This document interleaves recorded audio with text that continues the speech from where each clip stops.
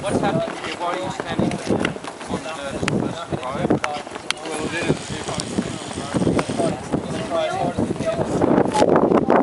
Potential contamination of water, which is our land, our water, and our indigenous capital. That's really it. Water just comes from the shop needs to think again. These are incredibly fertile land that this rubbish is taking place on. So my impetus for this is I'm an expat American, and I know the damage that's been done in America, and I will not stand here and be quiet about what is potentially going to happen to Australia. It's already here, and if we don't stand up right now and voice our opinion, take action against what's going on. This is every citizen's right to stand up and say, this is rubbish, especially on World Water Day. What an opportune time to say to the world, we are not going to allow this happening here in Australia. I think there's plenty of people that would love to be here, but everybody has a tie to their properties, their mortgages, and we're so incredibly busy trying to keep up. So these people that are coming out here are certainly risking economic, the chance to pay the bills, and certainly civil disobedience is something we all have to think about. You can't just talk. You have to take action. And I'm willing to stand up for what I believe is our rights as landholders, and the right of every citizen to have clean water. Bottom line. If we risk this right now, the future of this country and the kids are looking pretty grim. And I ask everybody here to look deep inside and find what it takes to be able to voice your message. Mm-hmm. Obviously, there's a company that's trying to operate here. You are being a bit of a nuisance to them. Do you regret that? Let me ask you, if we continue down this path without the science and without the academics' voice, do you feel comfortable? Do you feel comfortable? You ask me a question, I'm asking you, do you feel comfortable allowing this to go on without the science? This is all about economics, okay? Economics isn't going to save us with contaminated water. I don't care how much money you put into having a bond, so to speak, $2 million, so you can clean up a great Artesian Basin with $2 million. So economic rationalism to this does not work.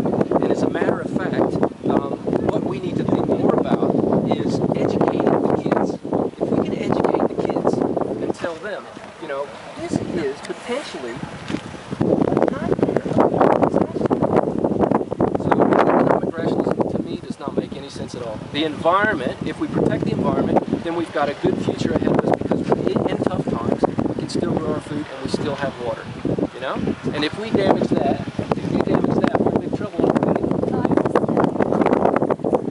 I love kids more than you guys can imagine. I lost my son.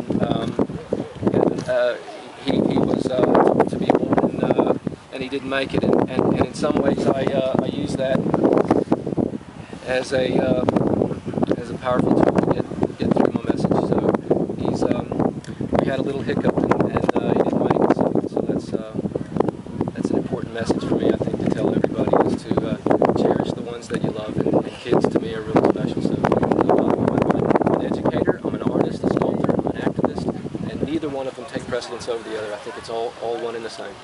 You're likely to be arrested. Do you regret being arrested? Let me ask you, what do you think the laws actually protect? Do they protect people's rights? And does that law protect people on their land whenever a gas well comes? And you've got from 70 meters up to 70, I don't even know. The closeness of these wells is not being monitored. And risking risking breaking the law, to me, is worth potentially getting a message out that says, why are we just standing by? Why are we just allowing this to happen? You know, these guys in here trying to make a living, but the rest of the country has to understand we're jeopardizing the potential risk to a water source. I mean, how many times does it have to be said? We are potentially risking our water on World Water Day. Wake up! This is incredibly important. And you know, I am passionate. I'm passionate about these things because they're simple. They're bloody simple. It's water. We cannot jeopardize our water source. Thanks, mate. What's your name, sorry? Greg Windsor. How do you spell that? W-I-N-D-S-O-R. Okay, and how long have you been here for? I've been here for approximately 8 years. Okay, and you've been here from the start of this protest? I arrived with the intention of trying to make an impact on the potential of every one of these dongas represents a potential well site. You know, every one of these dongas. So there's hundreds, and they're all going out. Look how fertile this land is. This is cropping land. This is insane. You know, how can you justify on the 4% of the land that we have for cropping in Australia, jeopardizing that? This is insane. I'd like to also point out that with all this water and all these big holding ponds, if we have a low come here and sit, right?